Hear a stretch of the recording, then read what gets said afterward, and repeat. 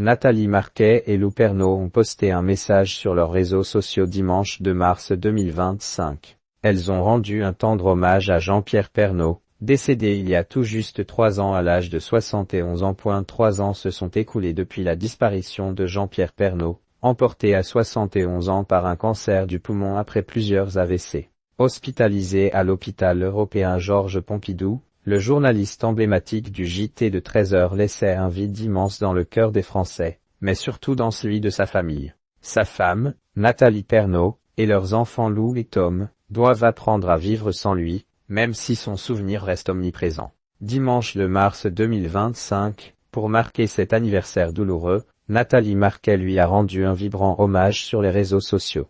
Déjà 3 ans sans toi, et pourtant, chaque jour, tu es là. L'amour ne s'éteint jamais, a-t-elle écrit, accompagnant ces mots de tendres clichés de son époux. Elle évoque son absence qui pèse encore lourd, mais aussi la manière dont ils continuent de vivre à travers leurs enfants.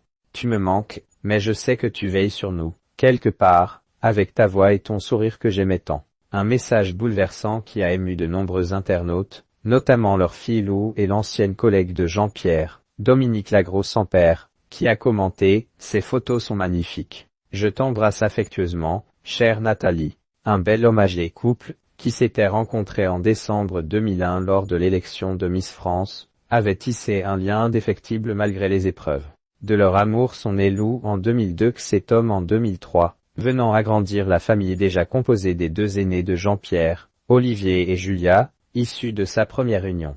Ensemble, ils ont affronté la maladie avec force et courage, n'éludant jamais le sujet de la mort. Le journaliste avait d'ailleurs pris une décision importante de son vivant, il ne souhaitait pas être enterré dans son village natal à Amiens, mais à Louvciennes, près de la maison familiale. J'ai la chance de pouvoir me rendre presque tous les jours au cimetière, confiait Nathalie Pernaut à Gala mercredi 18 mai 2022.